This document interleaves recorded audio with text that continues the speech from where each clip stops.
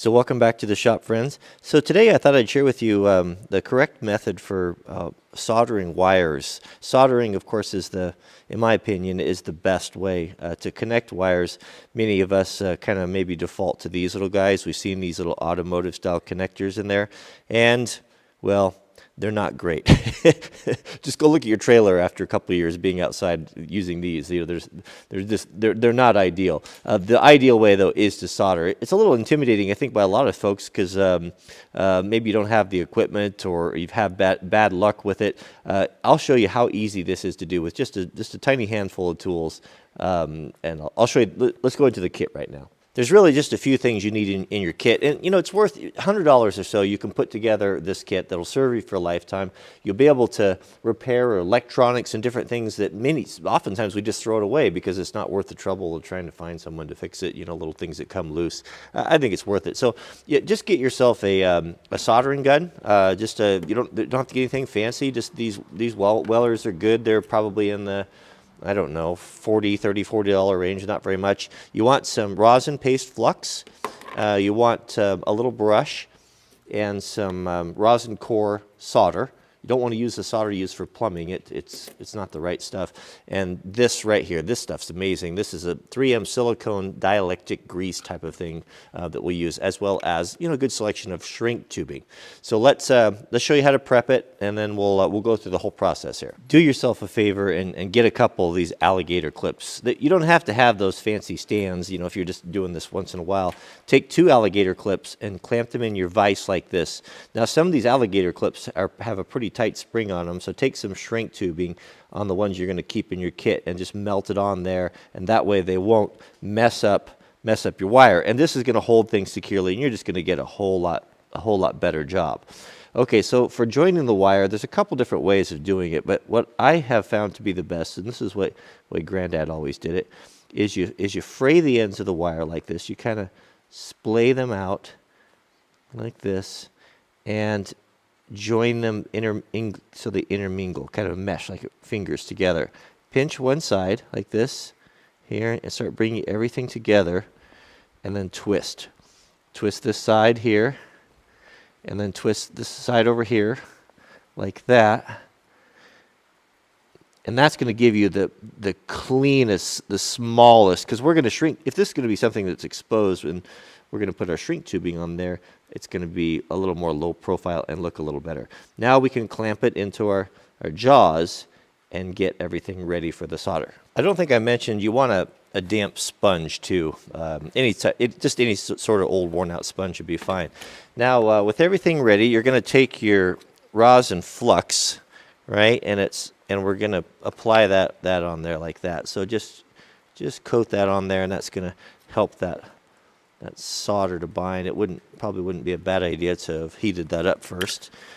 And then we're going to get our soldering iron and untangle the cord that hooks on everything.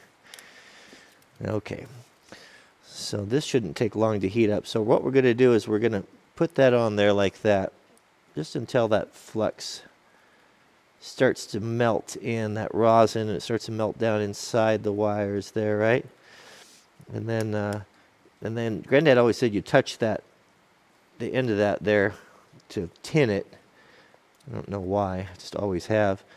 And we're going to heat from the bottom, and we're going to start heating that up until this melts. Now we don't want to touch the solder to the iron. Oh, that took a long time to heat up there. There we go. Now it's sucking in there just like that. We don't put so much on there that it's going to you know, drip off. And don't try to dribble it on there. I could probably use a little bit more right there. There we go. That's all. That solder joint looks pretty good. Now remember, this is marginal advice, so take it for what it's worth. Now we want to waterproof this. This is where we're going to use the 3M silicone paste. Having this in your shop, anytime you put together electrical connectors or anything like that, is so good. It's so good. And we'll just put a little bit of that on there like that. And then, now we're going to do our shrink tubing. Now I'm going to use a piece of clear shrink tubing just so you can kind of see what's going on and what a great connection that this is. So what we can do here is, once we have that grease on there, now we'll thread our shrink tubing on here like this, and try to be careful when is to hold that, not to scrape all that silicone grease off there, and just place it like that. Now your shrink tape's going to shrink on the ends about 10%. So I'm always pretty liberal with that, and give myself plenty of tubing. Now you can use I'm going to use a heat gun. You don't have to use a heat gun. You can use a lighter. You can use a torch.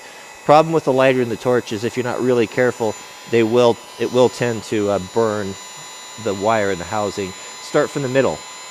You're going to start from the very middle, and you'll see that that's starting to shrink right there. And then work to the outside edges.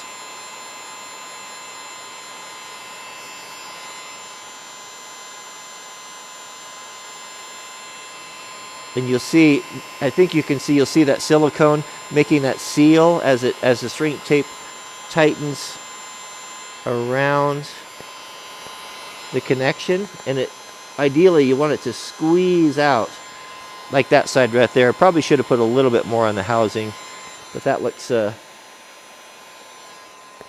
looks pretty good right there actually.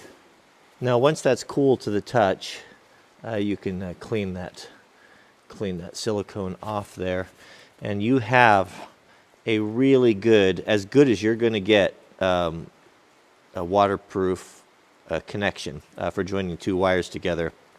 That's probably going to be tougher than the wire itself.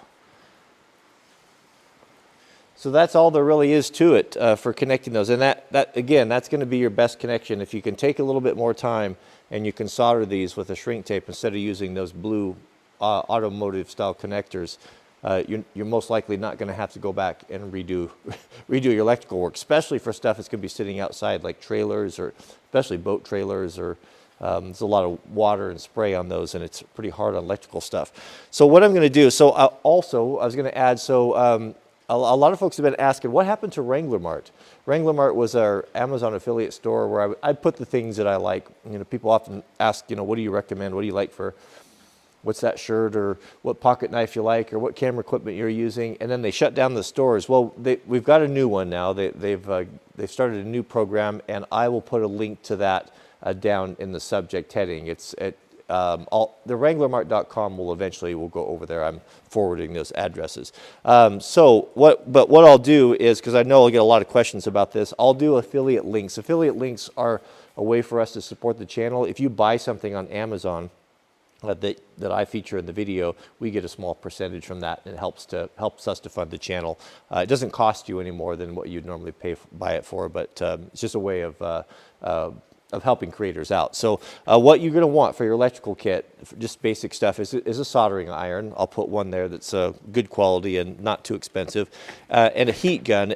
When you're buying a heat gun, make sure you get one that stands on its own. It's got some feet on it, like this one here will sit like this on your bench. That way you can work on it hands-free. So if you're heating stuff or like that, to have two hands and have it so you don't have to clamp it in the vise is actually pretty nice. So those are the two main things right there. I'll put the flux, the silicone paste. You definitely want some of that. That's a must-have. That's like the WD-40 of electrical work, and solder and shrink tape. If I was going to add to that, I would invest in a pair of good strippers. Wire strippers are very nice. They'll pay for themselves on it if you have a small project, and some good crimpers and nippers, and that's about it. So I'll put together that kit for you on the store. So thanks for watching, and we'll see you guys on the next video.